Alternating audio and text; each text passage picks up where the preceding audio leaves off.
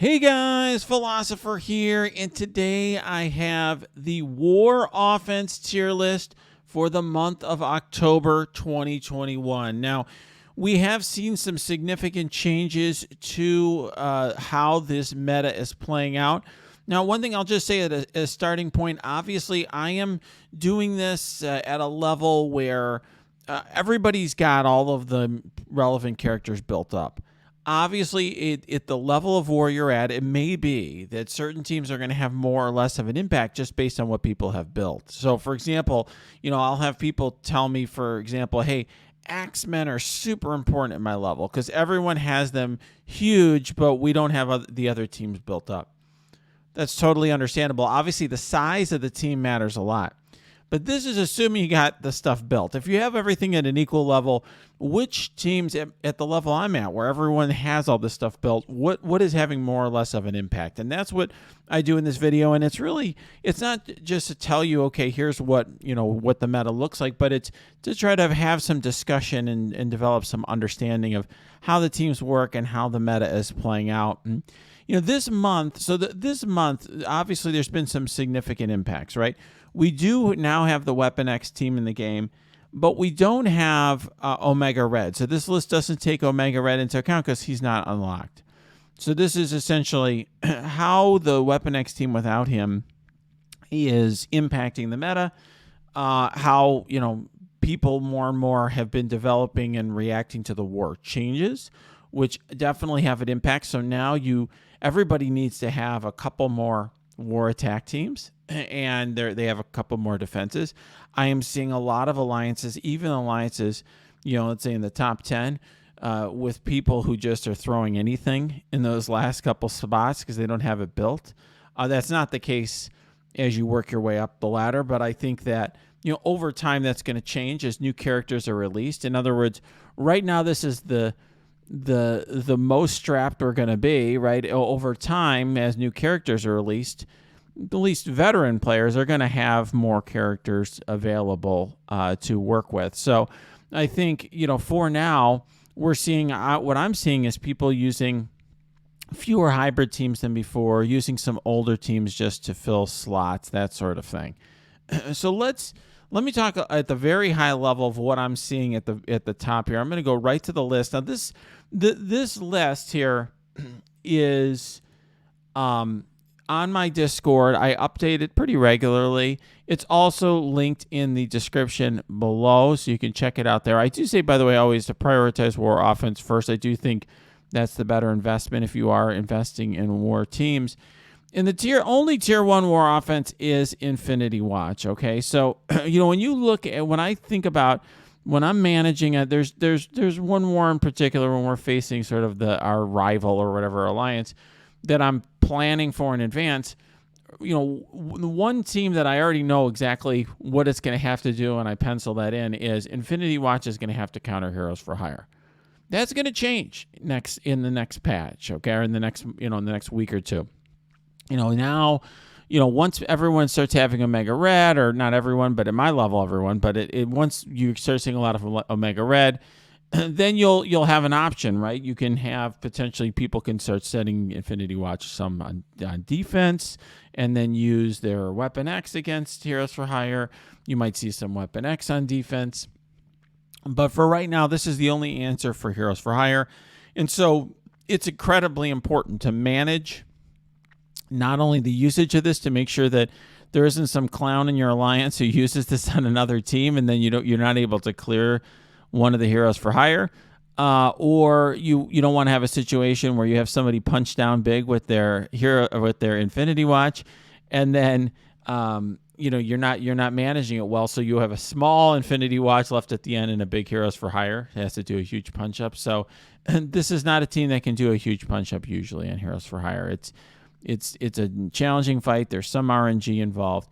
And this is a team that, is still going to be important even after Heroes for Hire is released. It's just, after Weapon X is released. It's going to have a significant impact in the meta. I think, I don't know about you, but I'm happy for there to be another counter, a hard counter to Heroes for Hire, because I think that the way that war is right now, and I think most players feel this way, where Heroes for Hire just dominates the whole meta, and it's all about, using your Infinity Watch to clear them.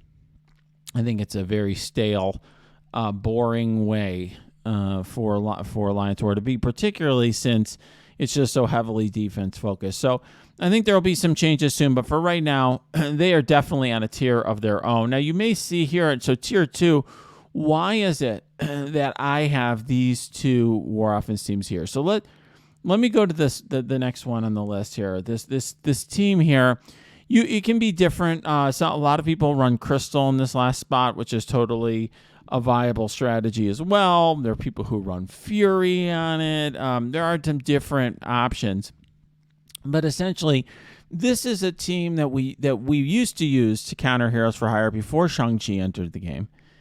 And you may say, well, Philosopher, I always see Shang-Chi on these teams. That why are you talking about it? Well, it's still useful if you need to clean up Heroes for Hire, right? If you got that guy in your alliance who screws up and he uses an Infinity Watch and he only kills one.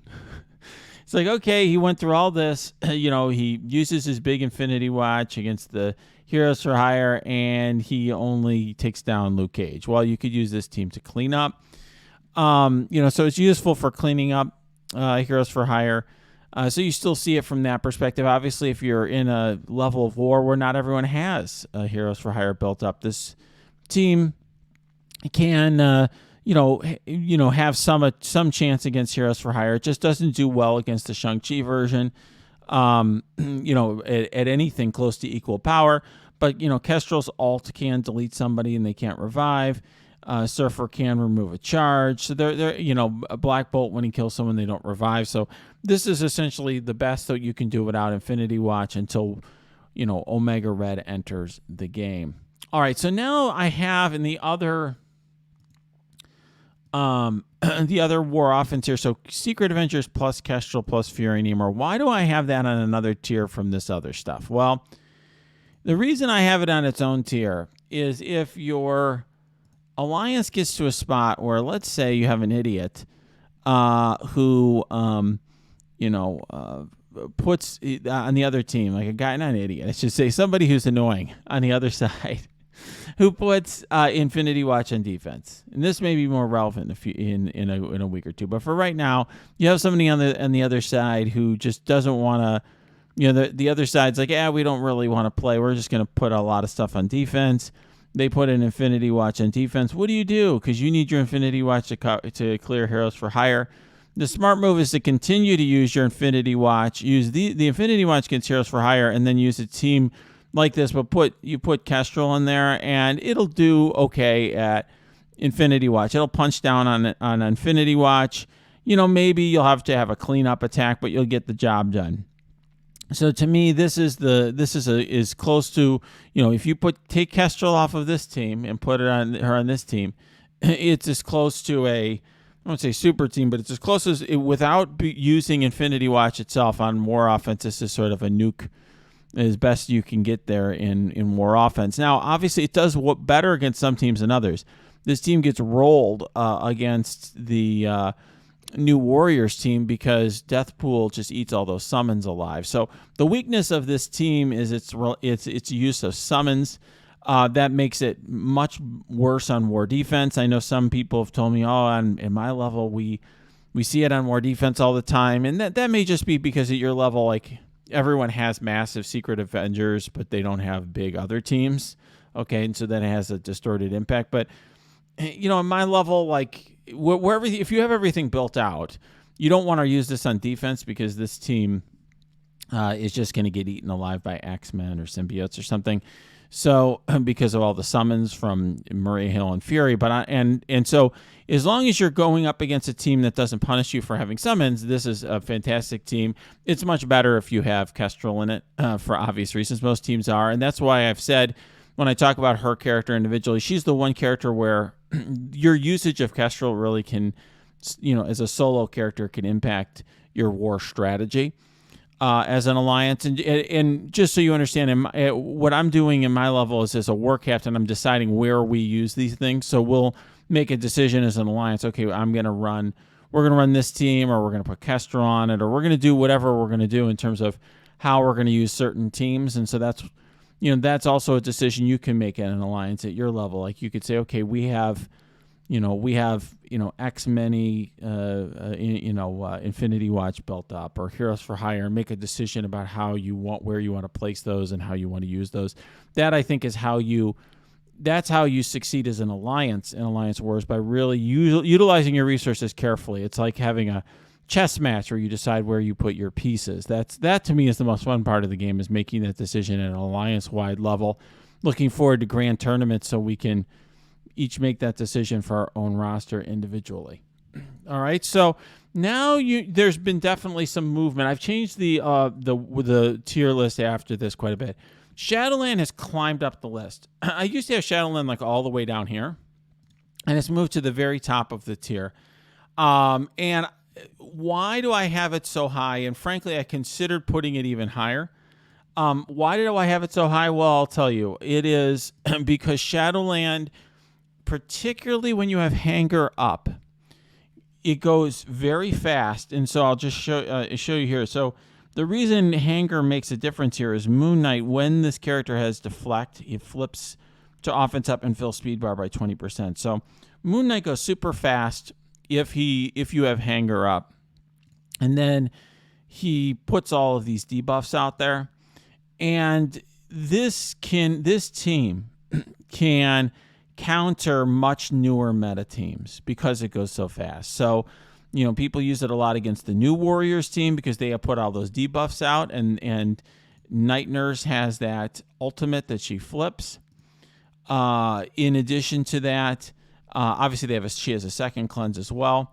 Obviously, the debuffs that we just mentioned a moment ago for Moon Knight can screw up certain teams. So this is a team that, even though it's been out quite a while, right, several months at this point, it's still very important. Now, one thing that's changed, though, is so I made a lot of videos when this team was first released. And I think you saw how I did a video and I did infographic on the T4s and how to build a team. And I had, for a long time, I had Daredevil and Elektra at gear tier 13. Still do. It still did until very recently. And I had fewer T4s in the team. I did all the ones I had as essential, but really not much more than that. And I've started to do some more T4s in the team. I've brought these two characters up to gear tier 14 because the team does need the extra oomph. I even have now this passive on Elektra, which I had as a nice to have. I still think of it as a nice to have, just to make sure that, and that's why I changed my positioning here to, or at least, or I've changed it I've changed my positioning to or at least when I actually use it in war, because I want to protect Night Nurse and White Tiger. So it doesn't save here, which is the part of the bug, but nonetheless, I've definitely done some improvements to this team just because the team has such a significant impact in war. Okay, and right now, this team, despite being a little older, still has quite a bit of value. All right, now let's go to the next team on the list. The next team on the list is the team I just showed you. This is Secret Avengers. Without Kestrel, you can add a number of different characters into that fifth spot. You saw I had Falcon there. It can be Namor, and it can be a bunch of. You could throw Ultron there. There's a lot of potential characters you can throw in. Essentially, there's kind of a rotating crew of fifth characters that are commonly thrown in war. You've probably seen me talk about them if you watch my videos. Characters like Namor and Fury and Ultron and Falcon, Squirrel Girl, even Drax sometimes. Depending on what you want to accomplish, there's these standalone characters that don't have valuable teams that they're wedded to. Some of them have teams, but just Young Avengers or Power Armor aren't important right now. So they're characters that we use just as standalone characters on teams like this. And so when you see fourth, people ask me, what's the fourth, fifth? It's these sort of rotating cast of characters, okay? Now let's go to the Weapon X team. So the Weapon X team without Omega Red is still a strong team. it still has a lot going for it.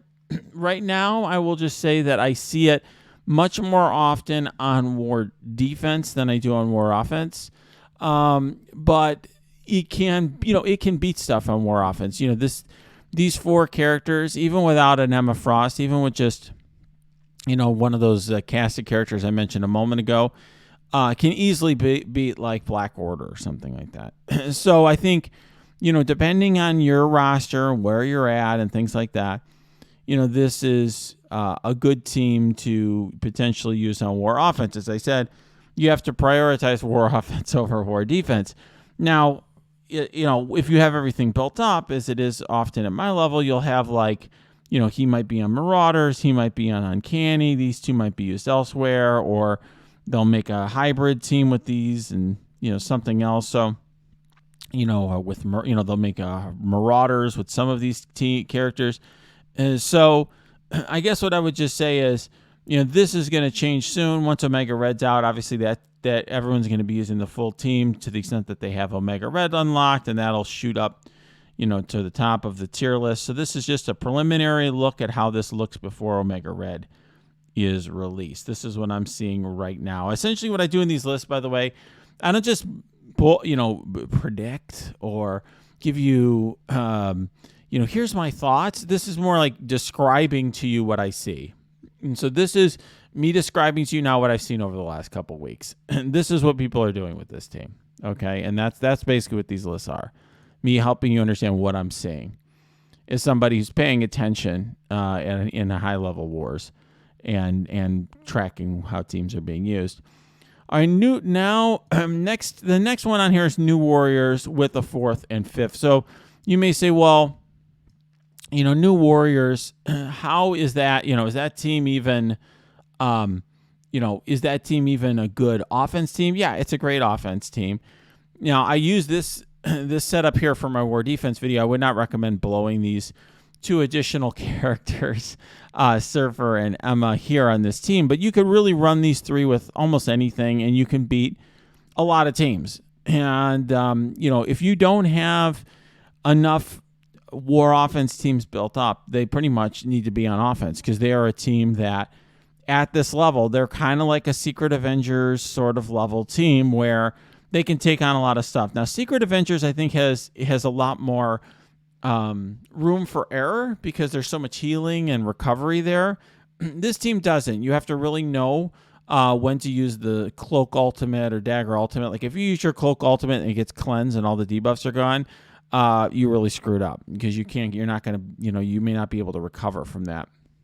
But this is a team where you could use 2 of those characters I mentioned before, the, characters like Ultron or Squirrel Girl or Drax or whatever, and you could take out a big team, and you're already building those characters for raid. The issue, though, is if you look here, you're going to see that, there's a lot of characters where I'm saying, oh, just throw in a couple ones, right? This is there's a bunch of spare pieces here. An Emma and Surfer, you could argue, are also, right, spare pieces or Kestrel or whatever. So, you have that here. You've also got, I mentioned, okay, here's Secret Avengers. Secret Avengers need a 4th and 5th. New Warriors need a 4th or 5th. X Factor needs a 5th. You can use Kestrel with a bunch of spare parts and achieve very good results there. The point is there's a lot of places to use your spare parts, and there's only so many spare parts. So this is where planning comes in. You don't want to just, for war, you want to really plan this out and have a sense of where you use your different characters. And sometimes there can be a swing element to it, right? Sometimes I will break up this team. Sometimes I'll use it together. Sometimes I'll use Kestrel with the Secret Avengers. Sometimes I won't. But you don't want to be in a situation where you're counting on New Warriors as your offense team and you're throwing in hand minions because you run out of good 4th and 5th characters. You want to at least make sure you have them at a level where they can do something.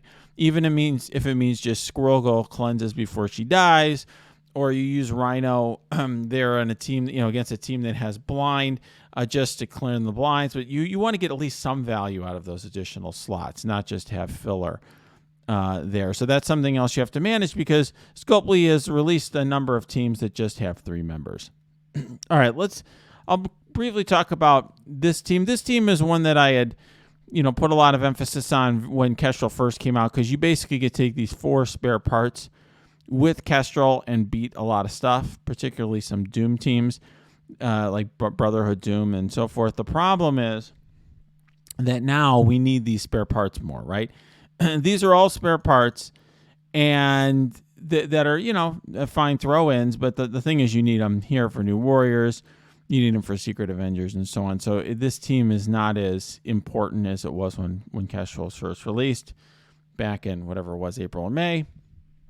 Now X Factor is the next on the list. So why is X Factor on this level with these, much newer teams? Well, X Factor is a team that still can take on a lot, and particularly Doom teams. So this team here, X Factor. So this is, and I didn't have my screen changed. So this is the Kestrel team I'm talking about here: Kestrel, Fury, Namor, Ultron, and Falcon. Like I said, a lot of spare parts that you need elsewhere now. X Factor plus a 5th. And by the way, people sometimes ask me why I keep stuff on here that isn't, they're like, hey, you're overusing certain characters. You're using multiple characters and multiple teams. Yeah, I do this purposely, because then if I don't put the team on here, people ask, well, what about this team? What about that team? So it's just better for me to include them all on, as many teams as I can on here, so people answers people's questions. So here for X Factor, I list a bunch of the potential 5ths here, but essentially with X Factor, they're a team that can take on the tough Doom teams, the Brotherhood Doom, Uncanny Doom, etc., and they can take on a variety of other teams. So they're just very strong on war offense. This is the version that I've been using more lately, because I've been seeing more Brotherhood Doom, because you have Rhino in between Longshot and Shatterstar, because his passive cleanses blind. You see on blind clears a negative effect. But you can use whatever, Squirrel Girl or Namor, or whatever you want to use with this team, Ultron, and the team does very, very well. And it has a little bit tougher time punching up against Marauders now that Sabretooth has been reworked, so it doesn't punch up massively like it used to punch up 300k or something.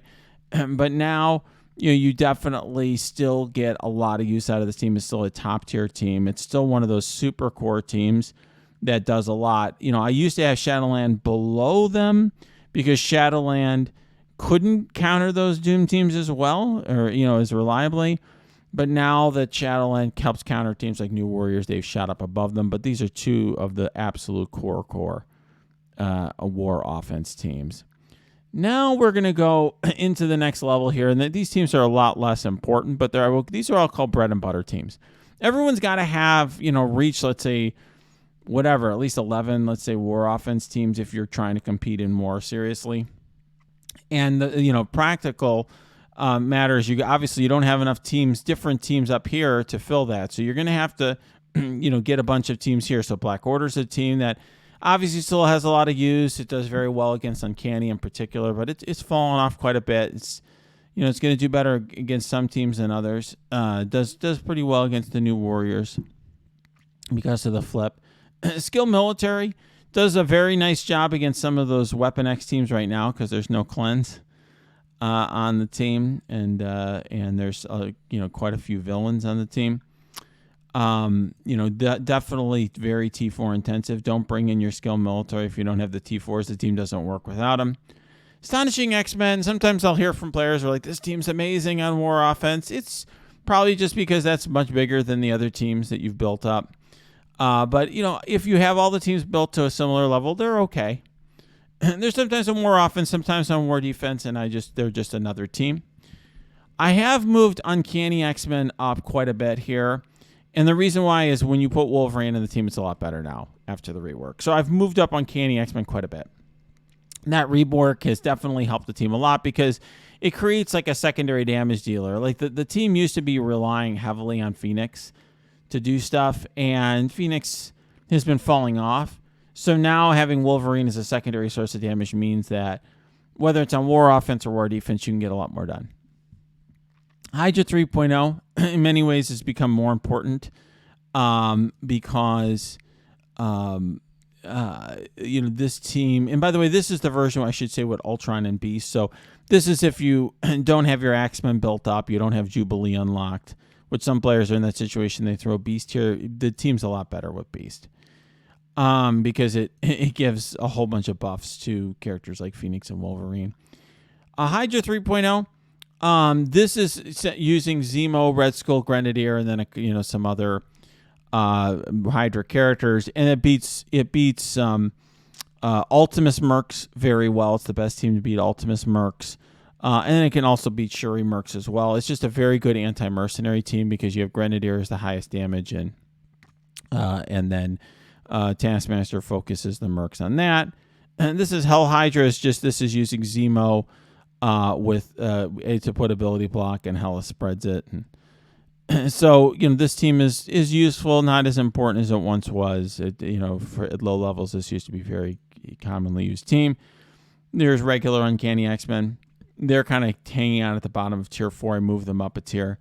And then you've got a lot of these other teams. Sinister Six is actually can be very, I'm going to move this one up. People, I think, I think people forget how useful this team can be. I mean, it is a very good war offense team, but you have to know which teams use it against. It does very well against teams that have buffs. This team here, I don't know. I think I'll put it back.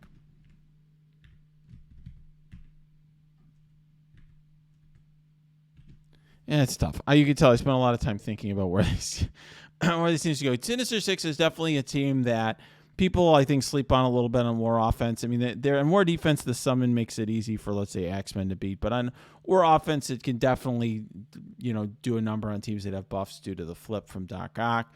X-Force is a team that used to be super fast. It does have that fast start the way Shadowland does. It just doesn't have the oomph anymore. If you have a massive Negasonic and massive X-23, it can still get a lot done. The question is just how big those are for your level compared to the other, teams at your level. It's a team that it really does not scale as well as a lot of other teams. That's the problem with X-Force. In other words, some of these teams scale really, really, really well with gear, and X-Force, because you need to, when you look at X-Force, and how the team is put together, this team relies on Negasonic doing her ultimate and getting characters under 50% health, because that gets speed bar for X-23. Okay. That's how the team works, and it's just, unless the characters are really big, it's just hard for that to happen. Brotherhood 2.0 and Symbiotes, to me, these teams have value. Brotherhood 2.0 stock has actually risen a little bit because now there is a lot of, people have to use more teams, right? And so there's more stuff for Brotherhood to work against. Brotherhood basically is a team that works really well against teams like Technerva or Symbiotes. It doesn't work against a lot of others. So, you need to find the right target for that. Symbiotes, another team, works great if the enemy has summons, and not as well otherwise. But at the level you're at, it may be more important for you because that may be your biggest team or something. If you have everything built out, it's a team that people either just throw on war defense or they use it as one of their last. These are kind of the back end of your war offense teams if you've got everything built up. All right, the rest of these teams are just sort of, back end teams. This is sort of like the end of the war offense teams I might use. Hella Natural is useful against Wave 1 or Sinister Six. Fantastic Four plus, but a lot less useful than it used to be. Fantastic Four plus Ultron. Because, by the way, I should just say, because it used to punch up big when Black Widow was on Wave 1, but not anymore. It's okay, though. Fantastic Four plus Ultron, also a team that's really fallen off, but I had to build it recently because I needed to make sure I had enough war offense teams, which is why Scopely did that, added the additional rooms.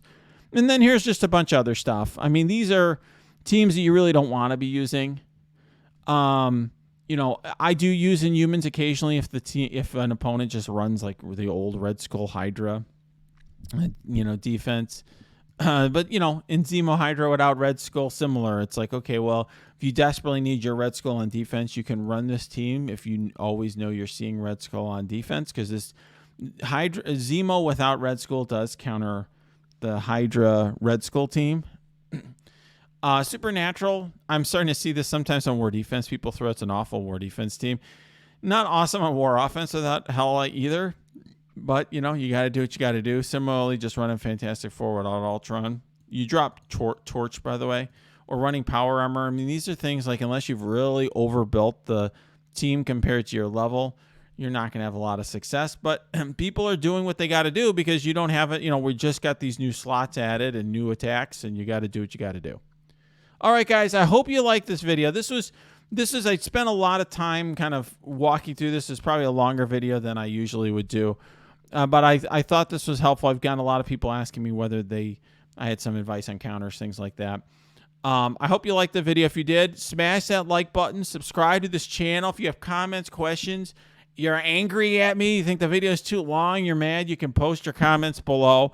Or you can go to my Discord, and that is linked below as well. We have a lot of good conversations there. You can also check out my Twitch stream. That is linked below as well.